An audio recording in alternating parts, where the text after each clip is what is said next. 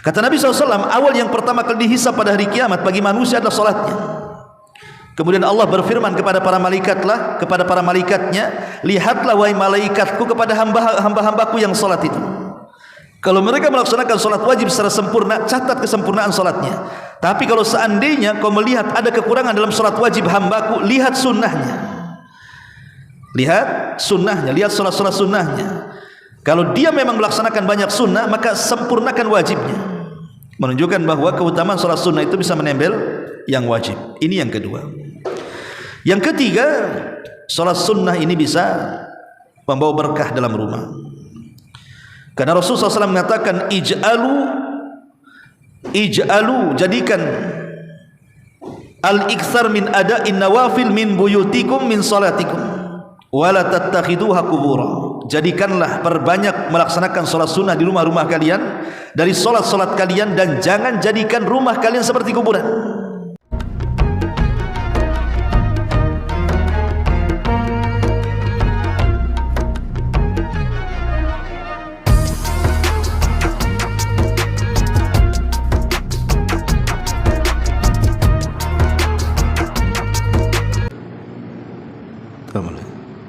Bismillahirrahmanirrahim. Assalamualaikum warahmatullahi wabarakatuh.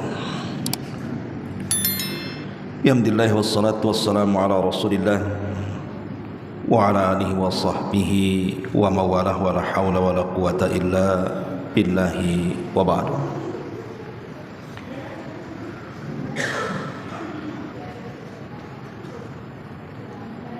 Alhamdulillah, di malam ini tema yang kita akan bahas masih mengenai fikih salat, dan kita akan mengenal dua perkara yang kita akan bahas. Pertama, 18 perbedaan antara salat wajib dan salat sunnah.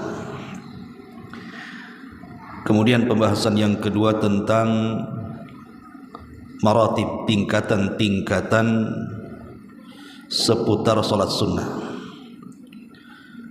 Karena dalam salat sunnah itu ada tingkatan-tingkatannya, mana yang lebih diutamakan daripada yang lainnya.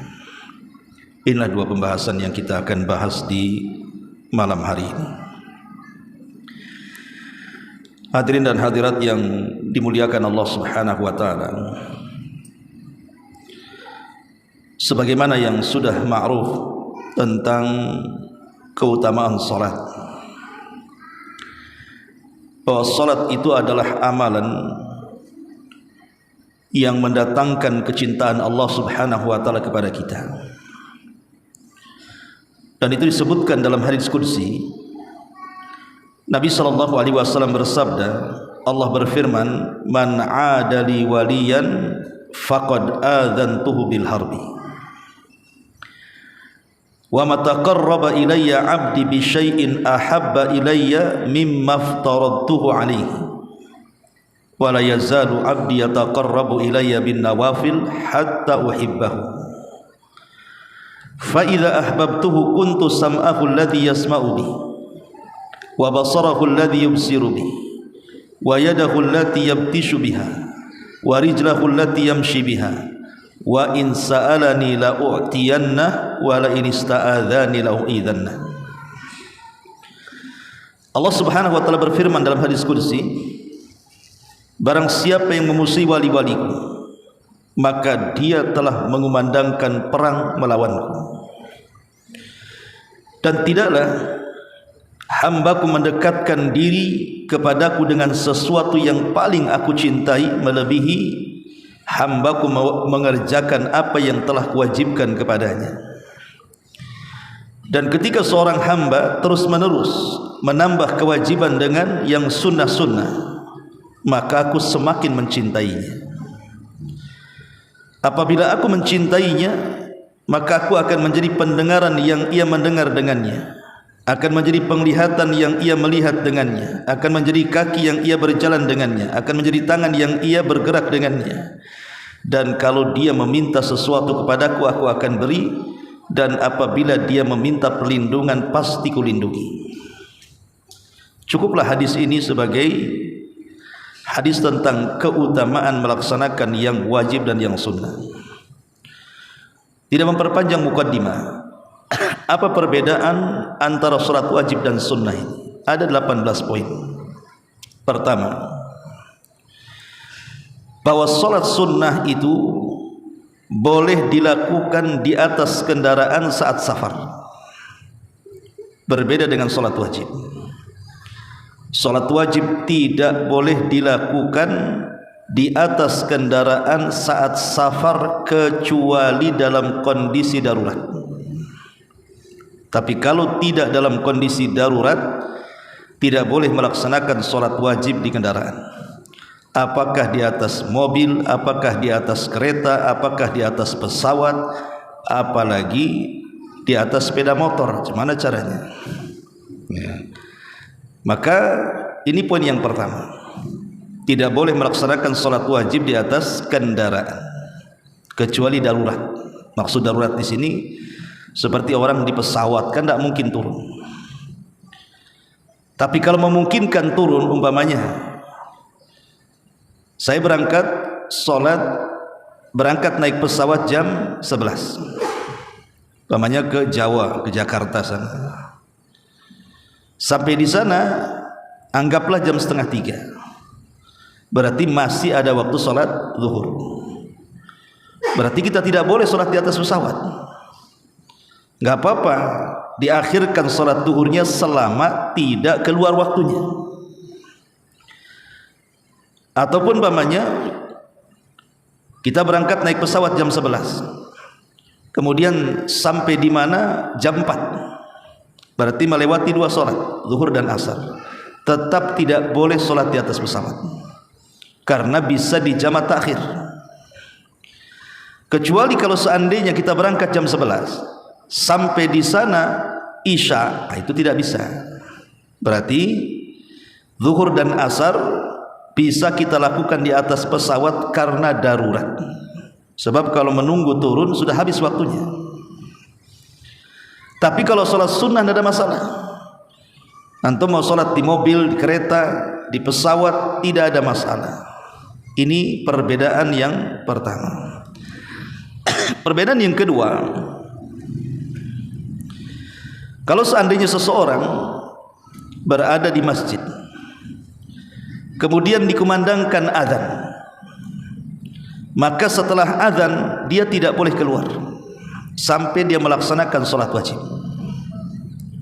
Contoh umpamanya zuhur, seorang muadzin mengumandangkan azan sholat zuhur, tiba-tiba kemudian setelah azan antum dalam masjid, tahu-tahu ada tamu, dikasih tahu di rumah ada tamu, tamu penting, maka tidak boleh menemui tamu sampai antum melaksanakan sholat zuhur. Tetapi kalau sholat sunnah tidak ada masalah. Seseorang umpamanya meninggalkan sholat sunnah setelah azan, tetapi kata para ulama, illa li daruratil qaswa, kecuali kalau memang ada darurat yang tidak bisa tidak dia harus keluar. Umpamanya di rumah istri sedang sakit parah, kasih tahu istri antum sedang sakarat, ya tidak mungkin lah kita kemudian setelah azan nunggu sholat keburu matilah istri antum. Itu namanya darurat gitu ya. Dan darurat-darurat yang lainnya. Tapi kalau tidak ada darurat tidak boleh. Karena ada satu kisah, ada seseorang di zaman salaf, saya lupa namanya. Jadi dia, di zaman Imam Malik. Jadi ada seseorang yang hendak pergi haji atau umrah, mau pamitan dengan Imam Malik ataupun Sa'id bin Musayyab, pokoknya antara itulah, antara Sa'id bin Musayyab atau Imam Malik. Jadi kemudian setelah dia pamitanlah, kebetulan imam ini ada di masjid, sang alim ini ada di masjid, jadi dia pamitan. Rupanya ketika pamitan itu muadzin sedang mengumandangkan azan. Kemudian diberitahu bahwa engkau sholat dulu, tapi dia mengatakan, oh tidak bisa, saya harus segera pergi, nanti tertinggal dengan kawan-kawan. Akhirnya dinasihati, jangan, karena engkau menyelisih sunnah, akan terjadi sesuatu kepadamu. Betul dia memaksa keluar, Akhirnya menyusul kawan-kawannya dan yang dia ingin melaksanakan salat di perjalanan, rupanya dia jatuh dari untanya. Sebagai bentuk hukuman dari Allah Subhanahu wa taala. Maka ini perbedaan yang kedua. Perbedaan yang ketiga, bahwa orang yang melaksanakan salat wajib itu dia kalau meninggalkan salat wajib, maka dia akan dapat dosa besar. Bahkan termasuk min kabairi dzunub. Tetapi kalau orang meninggalkan salat sunnah, tidak ada hukuman bagi dia. Kalau dilakukan dapat pahala, ditinggalkan pun tidak ada masalah itu kalau salat sunnah. Tapi kalau salat wajib tidak bisa. Salat wajib itu kalau ditinggalkan dosa besar. Ini juga perbedaannya yang ketiga. Yang keempat, bahwa salat wajib bagi laki-laki disarankan di masjid. Walaupun ada perbedaan pandangan ulama, ada yang mengatakan wajib, ada yang mengatakan sunnah muakkadah, gitu ya. Bahkan ada yang mengatakan syarat pula, gitu ya. Tapi yang jelas bahwa laki-laki itu dianjurkan salat jamaah di masjid, kalau perempuan kan di rumah.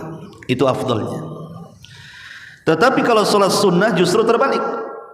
Salat sunnah itu lebih afdal dilakukan di rumah, kecuali ada beberapa pengecualian yang memang dikerjakan di masjid, seperti salat istisqa, salat kusuf dan yang semacamnya. Tapi pada dasarnya seluruh salat sunnah itu afdalnya dikerjakan di rumah, walaupun tidak dilarang dikerjakan di masjid. Kita bicara afdaliyah di sini. Ini juga diantara perbedaan yang keempat. Kemudian yang kelima, bahwa salat wajib itu sudah ditentukan waktunya.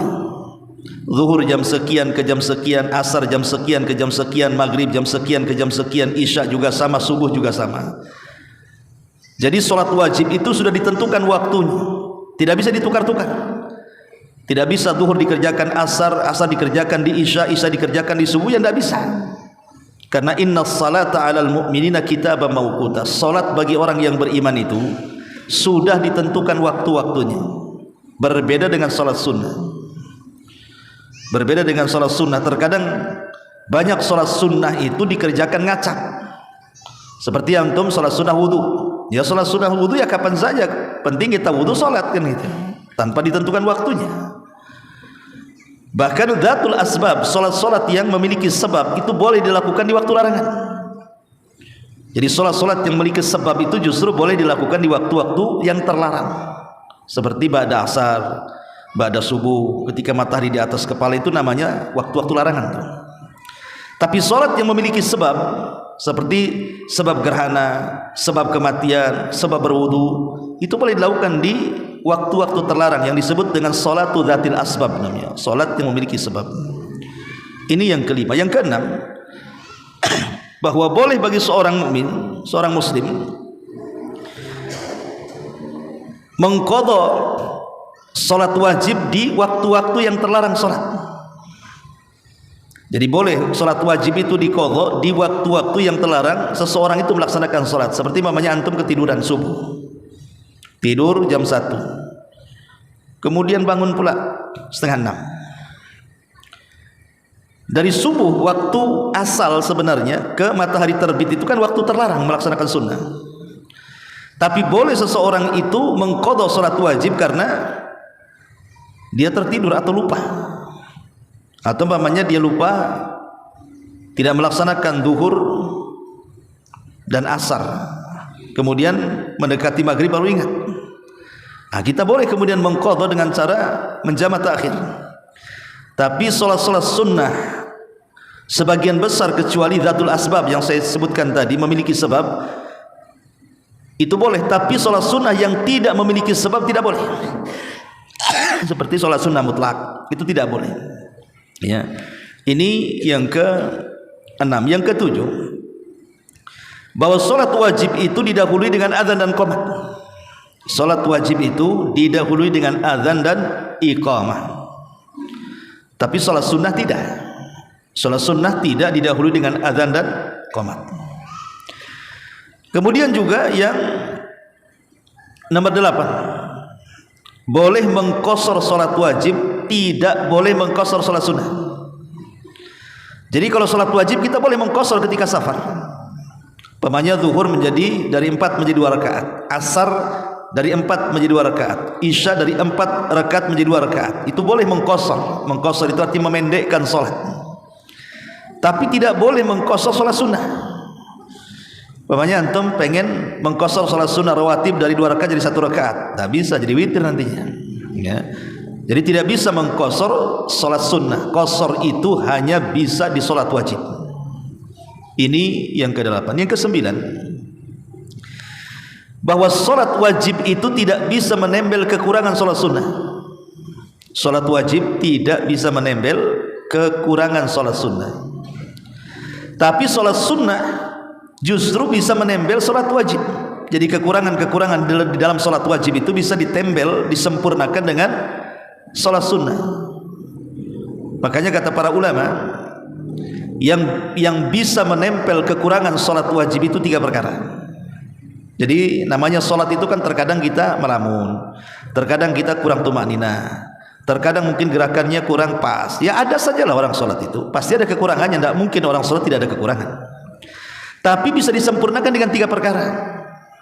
Pertama dengan sujud sahwi, yang kedua dengan istighfar setelah salat wirid, kemudian yang ketiga dengan salat rawatib, qabliyah dan ba'diyah. Ini yang ke-9. Yang ke-10, bahwa salat wajib tidak syak lagi pahalanya jauh lebih besar dibandingkan salat sunnah. Apalagi kalau seandainya dilakukan dengan cara berjamaah, maka salat wajib itu mendapatkan pahala 25 sampai 27 tingkatan. Berbeda dengan salat sunnah. Salat sunnah walaupun dikerjakan di masjid, maka tetap pahalanya paling, kalaupun ada lipatannya ya 10 kali lipat saja. Tetapi kalau salat wajib tidak syak lagi. Ada yang mengatakan bahwa perbedaan salat wajib dengan salat sunnah itu sampai sab'ina min thawab. Jadi sampai perbandingannya 70 tingkatan. Jadi salat wajib 1 kali, salat sunnah 1 kali, maka salat wajib mendapatkan pahala 70 kali lipat salat sunnah. Kemudian yang nomor 12, nomor 11. Yang nomor 11 adalah berdiri dalam salat wajib itu rukun. Berdiri dalam salat wajib rukun. Kalau sanggup berdiri kemudian duduk tidak sah salatnya. Itu kalau salat wajib. Tapi kalau salat sunnah walaupun sanggup berdiri tetapi kemudian duduk sah salatnya. Cuman dapat pahala separuh dari salat berdiri.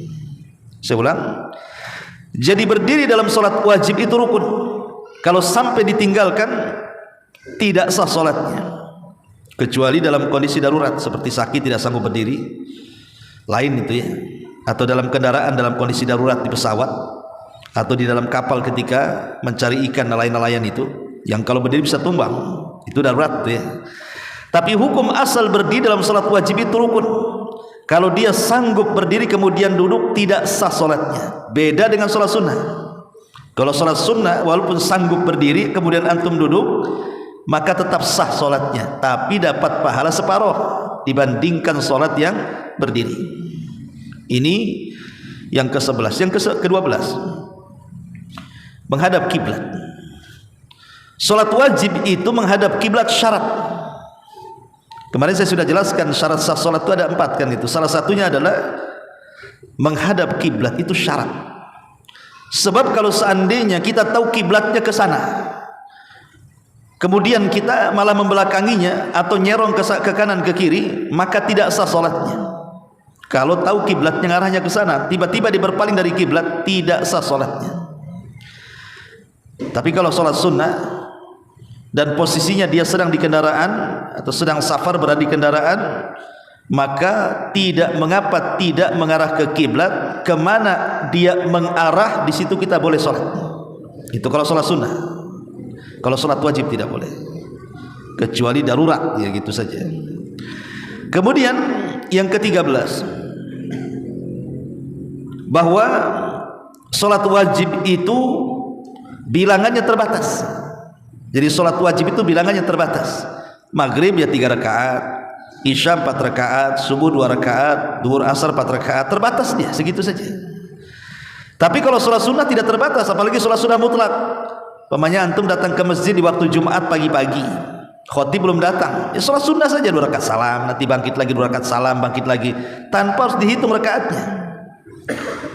Ya bisa sampai ratusan rakaat kan begitu. Atau sholat malam tanpa dibatas 2 rakaat salam 2 rakaat salam, yang penting 2 rakaat salam 2 rakaat salam. Tapi kalau sholat wajib tidak bisa. Sholat wajib itu terbatas bilangan rakaatnya. Ini yang ke-13. Yang ke-14, meninggalkan sholat wajib itu bisa kafir. Orang yang meninggalkan sholat wajib itu bisa kafir. Tapi yang meninggalkan sholat sunnah tidak bisa dikafirkan. Tapi orang yang meninggalkan sholat wajib itu ada yang berpendapat walaupun 1 kali bisa kafir. Walaupun sudah saya jelaskan bahwa lihat dia meninggalkannya. Kalau meninggalkannya karena malas tapi masih meyakini kewajibannya, sebagianlah mengatakan fasik saja, tapi ada yang mengatakan kafir.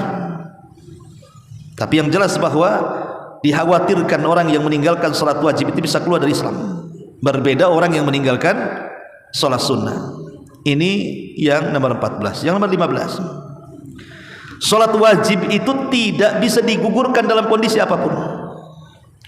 Jadi sholat wajib itu tidak bisa digugurkan dalam kondisi apapun. Dia kewajiban mutlak. Baik antum sehat, baik antum sakit, baik antum mukim, baik antum safar, baik antum dalam kondisi kritis sekalipun, selama otaknya masih ada dan masih sadar kalau diingatkan, tidak bisa ditinggalkan. Dalam kondisi aman, dalam kondisi perang, dalam kondisi tidak ada musibah, dalam kondisi sedang ada musibah, tetap dilaksanakan. Tapi kalau sholat sunnah tidak. Sholat sunnah itu boleh ditinggalkan, tapi sholat wajib tidak bisa ditinggalkan dalam kondisi apapun. Ini yang ke-15. Yang ke-16, sholat wajib bisa dijamak. Sholat wajib bisa dijamak, tapi sholat sunnah tidak bisa dijamak. Menjamak zuhur dengan asar boleh, atau maghrib dengan isya tidak ada masalah, baik ditarik ke bawah atau ke atas, takhir dan takdim. Tapi sholat sunnah tidak bisa dijamak. Pemanya antum sibuk mau rawatib zuhur, tidak sempat, ya sudah nanti saya jamak malam-malam semuanya, nggak bisa. Ya, ini juga yang ke-16. Yang ke-17, bahwa sholat wajib bisa dilakukan ketika mukim dan safar. Tetapi sholat sunnah itu, ada sholat-sholat sunnah yang tidak boleh dikerjakan ketika safar. Ada sholat sunnah yang tidak boleh dikerjakan ketika safar. Sholat apa itu? Rawatib, qobliyah dan ba'diyah. Itu hanya boleh dikerjakan ketika mukim saja. Kalau antum safar tidak boleh sholat rawatib, karena Rasul tidak pernah melakukannya kecuali 1, qobliyah subuh. Nabi SAW tidak pernah meninggalkan qobliyah subuh. Kenapa? Karena besarnya pahala. 2 rakaat subuh itu lebih besar daripada dunia dan isinya, makanya Rasul tidak pernah meninggalkannya. Tapi qobliyah dan ba'diyah dari 10 rakaat rawatib itu Rasul tidak pernah mengerjakan ketika safar. Jadi kalau antum safar tidak perlu mengerjakan rawatib, karena Rasul tidak pernah, kecuali 2 rakaat subuh. Dan yang terakhir sujud sahwi. Memang ini terjadi khilaf ulama ya. Al-Imam Ibnu Qudamah rahimahullah ta'ala mengatakan bahwa sujud sahwi baik sunnah ataupun wajib sama hukumnya, kecuali pendapat Muhammad ibn Sirin tidak. Sujud sahwi ketika sholat wajib, wajib hukumnya. Sujud sahwi ketika sunnah, sunnah hukumnya. Tapi walaupun pendapat yang kuat wallahu a'lam, tetap pendapat mayoritas ulama bahwa sujud sahwi di sholat wajib dan sunnah sama saja hukumnya. Inilah 18 perkara yang disebutkan para ulama tentang perbedaan sholat wajib dan juga sholat sunnah. Kita masuk pada pembahasan yang kedua, tentang tingkatan-tingkatan sholat sunnah. Sholat sunnah itu kan ada tingkatan-tingkatan ya kawan. Dan sholat sunnah itu banyak ya. Ulama mengatakan bahwa kalau kita melihat tingkatan sholat, tentu ya yang paling tinggi sholat wajib yang 5 waktu, kemudian ditambah dengan Jumat. Itu udah nggak perlu dibahas lagi, karena itu memang kewajiban kita. Zuhur, asar, maghrib, isya, subuh dan sholat Jumat itu sudah tidak syak lagi bagi seorang muslim dan tidak boleh ditinggalkan. Tapi kita tidak bercerita salat wajib, kita bercerita tentang tingkatan salat sunnah. Maka para ulama mengatakan bahwa salat sunnah itu terbagi menjadi 3 tingkatan. Tingkatan yang pertama itulah yang disebut dengan sunnah muakkadah namanya. Salat sunnah muakkadah. Apa bedanya sunnah biasa dengan muakkadah itu? Kalau sunnah biasa itu kadang dilakukan Nabi, kadang ditinggalkan Nabi. Tapi kalau sudah diletakkan kalimat muakkadah, berarti Nabi tidak pernah meninggalkannya. Tapi tidak sampai derajat wajib, walaupun Rasul tidak pernah meninggalkannya. Maka disebut muakkadah karena Rasul tidak pernah meninggalkan salat-salat ini. Lah ini tingkatan yang pertama nih. Yang harus kita perhatikan dalam salat sunnah itu adalah muakkadah dulu. Karena sudah menyerempet-nyerempet wajib masalahnya. Nah, salat muakkadah ini ada beberapa salat muakkadah yang disebut oleh para ulama. Pertama, asy-syaf'i wal watr. Salat witir dan salat tahajud. Itu seafdal-afdalnya salat sunnah setelah salat wajib. Jadi seafdal-afdalnya salat sunnah dan salat wajib adalah qiyam al-lail, dan qiyam lail itu termasuk di dalamnya witir dan tahajud. Jadi pertama witir, yang kedua tahajud. Witir ini walaupun paling pendek dikerjakan, boleh 1 rakaat dengan surat yang paling pendek, tapi menjadi rating pertama dalam salat sunnah. Baru setelah itu tahajud. Ya. Kemudian yang ketiga witir, tahajud. Kemudian yang ketiga salat rawatib. Salat rawatib ini juga sangat penting sekali, dan ulama menyebutnya sunnah muakkadah. Dan salat rawatib itu ada yang mengatakan 10, ada yang mengatakan 12. Tetapi para ulama banyak yang mengatakan bahwa salat rawatib itu 12 rakaat, dimulai daripada 4 rakaat sebelum zuhur, 2 rakaat setelah zuhur, 2 rakaat setelah maghrib, 2 rakaat setelah isya, dan 2 rakaat sebelum subuh. Semua 12. Bagi yang menghitung 10, berarti sebelum zuhur hanya 2 rakaat. Bagi yang menghitung 12, sebelum zuhur 4 rakaat. Itu saja perbedaannya. Ya. Ini namanya salat rawatib. Nah, ini termasuk sunnah muakkadah. Yang paling afdal setelah witir, tahajud, kemudian rawatib. Kemudian setelahnya ada namanya salat Id, baik Idul Fitri ataupun Idul Adha. Itu sunnah muakkadah. Kemudian salat gerhana yang disebut dengan khusuf dan kusuf. Khusuf dan kusuf. Kalau khusuf itu gerhana bulan, kalau kusuf itu gerhana matahari. Itu sunnah muakkadah. Kemudian juga salat tarawih di bulan Ramadan, maka itu juga sunnah muakkadah. Kemudian salat istisqa, salat minta hujan, itu juga sunnah muakkadah. Kemudian salat duha. Salat duha, dan seafdal-afdalnya duha dilakukan ketika anak unta berlarian. Ya, sekitar jam 10, 11, 12 lah, mendekati zuhur. Itulah di situ afdalnya salat duha. Ya. Lah inilah yang disebut dengan sunnah muakkadah. Inilah salat sunnah yang paling afdal dari semua salat sunnah yang ada. Saya ulangi, witir, kemudian tahajud, kemudian rawatib, kemudian tarawih, salat Id, Adha dan Fitri, gerhana bulan ataupun matahari, istisqa, dan salat duha. Ini disebut sunnah muakkadah namanya, rating paling tinggi. Kemudian yang kedua itu namanya sunnah mustahabbah namanya. Sunnah mustahabbah ini tingkatan di bawahnya sunnah mustahabbah itu. Seperti umpamanya salat setelah tawaf. Kalau antum umrah kemudian tawaf di Ka'bah, itu ada namanya salat 2 rakaat di maqam Ibrahim. Di belakang maqam Ibrahim salat sunnah 2 rakaat. Kemudian yang kedua salat istikharah. Salat istikharah. Kemudian yang ketiga sunnah ikhram. Jadi kalau kita dari Madinah kemudian pakai pakaian ikhram di Dzulhulaifah, maka setelah dipakai ikhram, di situ ada salat 2 rakaat di Dzulhulaifah. Itu sunnah mustahabbah. Kemudian juga tahiyatul masjid. Ada yang mengatakan tahiyatul masjid ya sunnah muakkadah, yang mengatakan sunnah mustahabah. Kemudian salat sunnah wudu. Salat sunnah wudu. Setelah wudu salat sunnah. Selama masih belum kering. Jadi antum wudu masih ada basah-basah, maka disunnahkan 2 rakaat wudu. Ada yang mengatakan kalau sudah kering, sebagian mengatakan tidak ada sunnah lagi. Kemudian yang berikutnya adalah 2 rakaat sebelum maghrib. Setelah azan ya. Setelah azan maghrib, di situ ada 2 rakaat. Kata Rasul, barang siapa yang mengerjakan silakan, yang tidak mengerjakan pun tidak ada apa-apa. Tidak ada penekanan di sini. Ya. Kemudian juga 2 rakaat sebelum isya. 2 rakaat sebelum isya itu sunnah mustahab.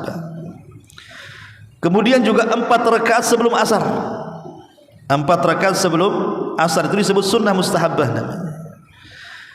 Kemudian 2 rakaat setelah zuhur. 2 rakaat setelah zuhur maksudnya selain rawatib, berarti 4 rakaat dengan rawatib 2 rakaat ditambah 2 rakaat lagi. Jadi 4 rakaat gitu ya. 2 rakaatnya kan rawatib, masuknya ba'diyah. Kalau ditambah lagi 2 rakaat menjadi sunnah mustahabah namanya. Ya. Atau sebagian para ulama salat di antara 2 azan. Makanya ada salat sebelum Jumat, sebelum khatib naik mimbar itu, ketika muadzin mengumandangkan azan, kan banyak orang salat itu. Ya. Kalau tujuan salat itu adalah sunnah mustahabah, maksudnya berdasarkan keumuman hadis Nabi SAW, baina kulli adzanaini salatun, di antara 2 azan itu ada salat, maksudnya azan dan iqamah, tidak ada masalah, lakukan aja antum, itu sunnah. Tapi kalau yang dimaksud di situ adalah qabliyah Jumat, maka tidak dikenal qabliyah Jumat, yang ada qabliyah zuhur. Jadi lihat dia sedang salat apa. Kalau dia mengatakan ini qabliyah Jumat, dikiaskan kepada qabliyah zuhur, ya ini tidak bisa, namanya kias ma'al farik, tidak cocok kiasnya. Karena zuhur dengan Jumat berbeda, dia rekatnya berbeda, kaifiyahnya juga berbeda. Jumat ada khutbahnya, zuhur nggak ada khutbahnya. Tapi kalau yang dimaksud 2 rakaat di sini artinya sunnah mustahabah, berdasarkan keumuman hadis bahwa di antara dua azan, maksudnya di antara azan dan qomat ada sunnah di situ, tidak ada masalah, salat saja. Berarti kita melaksanakan sunnah mustahabah, bukan qabliyah Jumat. Bisa dipahami? Ya. Nah, ini namanya tingkatan yang kedua, sunnah mustahabah. Nah, di sana ada sunnah-sunnah yang lain yang di bawahnya, seperti mamanya melaksanakan sholat sunnah sebelum safar atau setelah safar. Ya, mamanya sebelum safar ke masjid sholat, kemudian safar, pulang dari safar ke masjid lagi sholat, kemudian pulang itu. Walaupun ada khilaf ulama tentang masjid, tapi yang jelas bahwa inilah tingkatan-tingkatan daripada sholat sunnah. Ma'asyiral muslimin yang dimuliakan Allah Subhanahu wa taala. Dan kita tahu bahwa sholat sunnah itu ada yang dikerjakan di malam hari dan ada yang dikerjakan di siang hari. Adapun sholat sunnah yang dikerjakan di malam hari dimulai daripada sholat ba'diyah maghrib. Kan maghrib sudah malam tuh. Berarti di situ ada ba'diyah maghrib. Dimulai dari situ. Itu sudah sholat sunnah malam hari. Kemudian ditambah dengan 2 rakaat sebelum isya, itu namanya sholat sunnah mustahabah, bukan rawatib. Karena sebelum isya tidak ada qabliyah. Yang ada sholat sunnah rawatib setelah adzan, berdasarkan keumuman hadis, di antara 2 adzan itu qomat, di antara 2 adzan itu sholat, maksudnya setelah adzan dan sebelum qomat. Kemudian dilanjut setelah isya, itulah rawatibnya. Ya, rawatib setelah isya 2 rakaat. Kemudian juga setelah isya boleh dilakukan sholat witir walaupun belum tidur. Kalau dia menganggap tidak akan bisa bangun tengah malam, maka lakukan rawatib sholat witir sebelum tidur setelah isya. Kecuali kalau dia bisa melakukan di sepertiga malam, lebih afdal lagi. Kemudian juga sholat tahajud tengah malam. Sholat tahajud tengah malam itu juga termasuk sholat-sholat sunnah di malam hari. Atau kalau di bulan Ramadan namanya taraweh. Nah, itu juga sholat yang dilakukan di malam hari. Atau kebetulan terjadi gerhana bulan, ya kan, bulan di malam hari kan itu ya. Atau kebetulan ada orang yang meninggal di malam hari, nah, itu juga. Maka selain itu sholat sunnah dikerjakan di siang hari. Tapi ada sholat sunnah mutlak. Sholat sunnah mutlak ini adalah sholat sunnah tanpa batas, dan itu kalau dilihat daripada tingkatan yang 3 tadi, dia masuk pada tingkatan ketiga sholat sunnah mutlak itu. Jadi tidak ada waktunya salat sunnah mutlak. Kapanpun antum ingin salat lillahi ta'ala tidak ada masalah. Seperti dalam sunnah, dalam puasa juga ada puasa mutlak namanya. Tidak harus Senin, tidak harus Kamis, tidak harus Daud, tidak harus umpamanya menunggu ayamul bid, tidak. Umpamanya saya ingin puasa saja tetapi lillahi ta'ala karena Allah. Tetapi jangan pula di hari Jumat atau hari Sabtu bersendirian, kecuali sebelum dan sesudahnya puasa kan gitu ya. Maka puasa mutlak boleh kapanpun puasa dalam rangka niat karena Allah. Begitu juga salat sunnah mutlak namanya. Antum salat sunnah saja lillahi ta'ala, nah, itu namanya mutlak. Ya, seperti mamanya sebelum khatib naik mimbar antum salat sesuka antum lah, itu namanya mutlak kan gitu.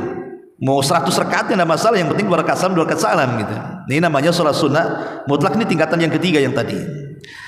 Ma'asyiral muslimin yang dimuliakan Allah azza wajalla. Dan perlu diketahui bahwa ada beberapa salat sunnah itu yang dianjurkan diqadha, sangat dianjurkan diqadha bagi yang tidak pernah meninggalkannya. Seperti antum suka tahajud, tidak pernah meninggalkan tahajud, sekali-kali antum umpamanya entah kenapa ketiduran atau apa, akhirnya bablas salat tahajud, maka bisa diqadha di siang hari. Diqadha di siang hari untuk mengqadha tahajudnya.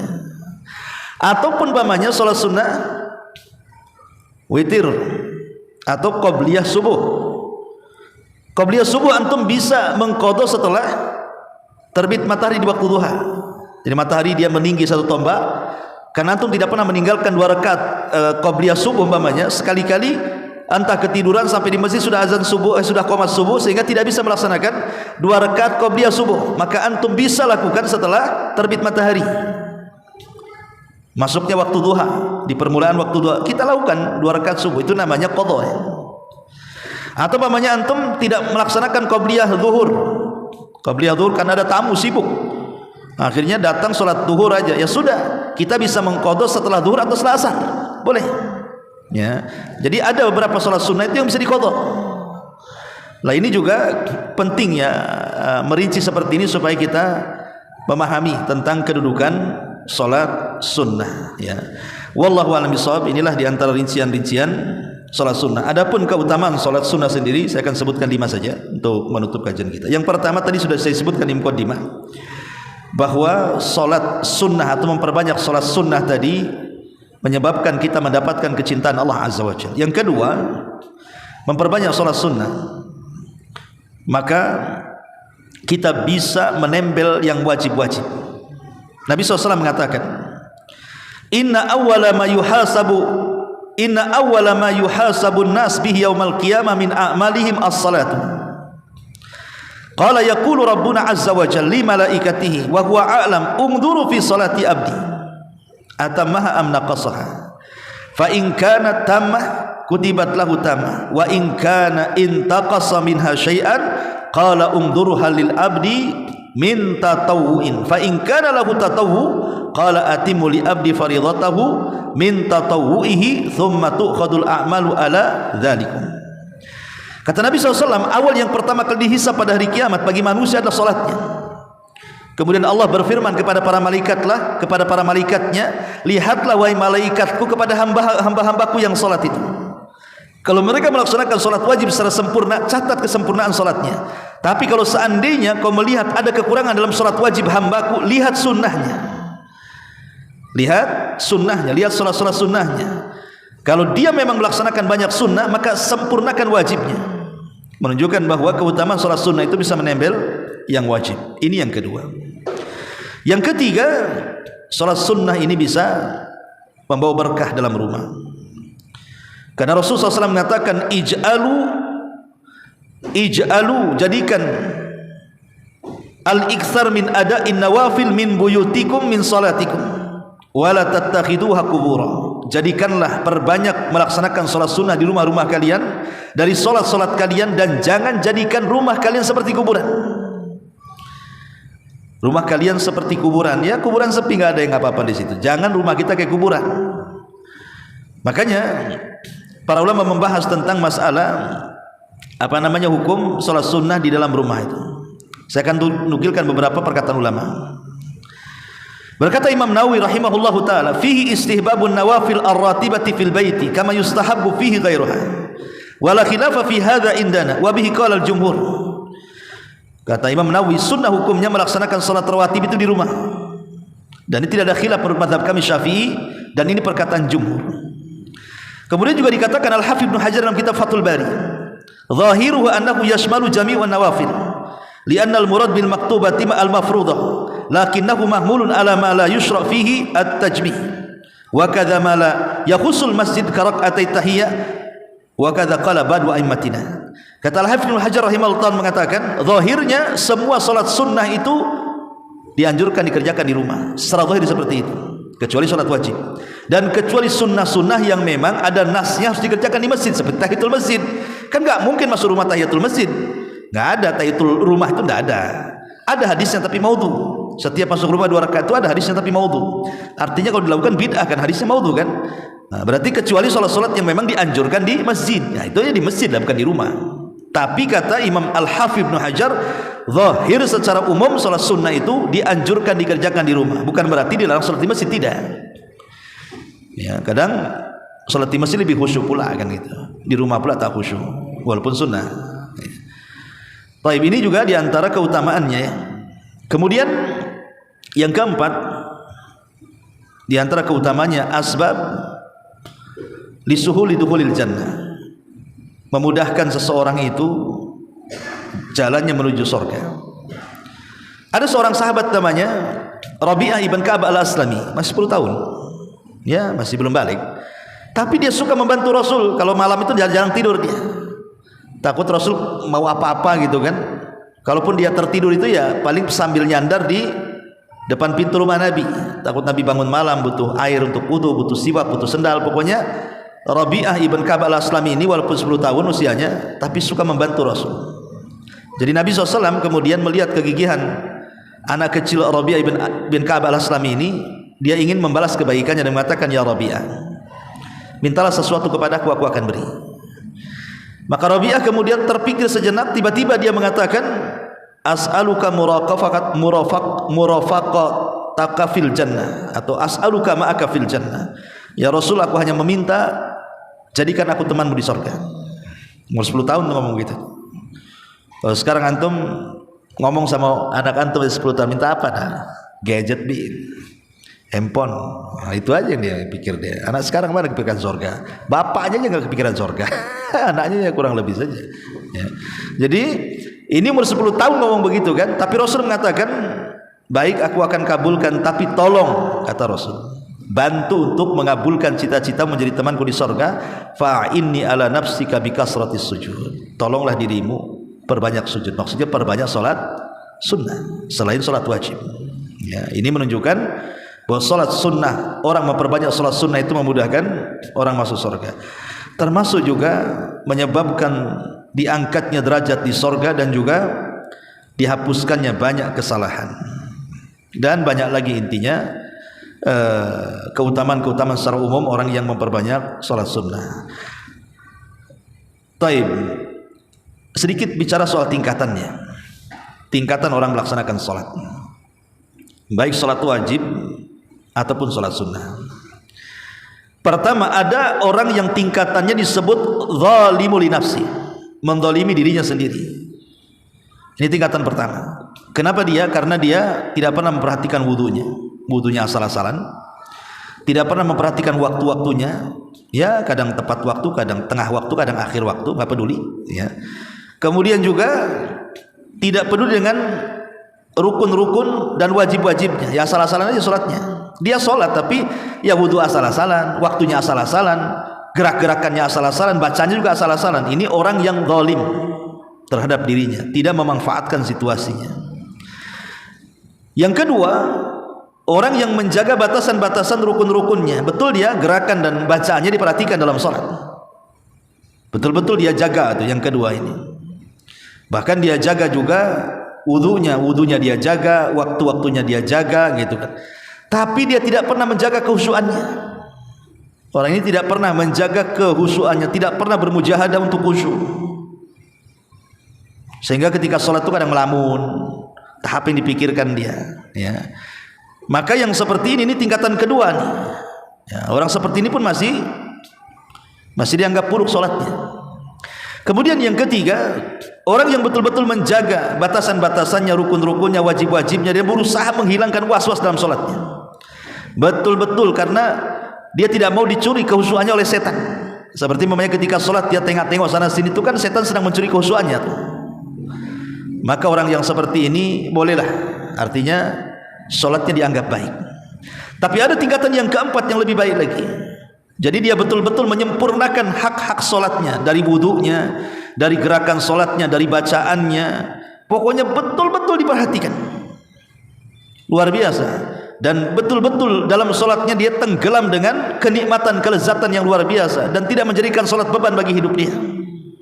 Maka ini tingkatan yang luar biasa.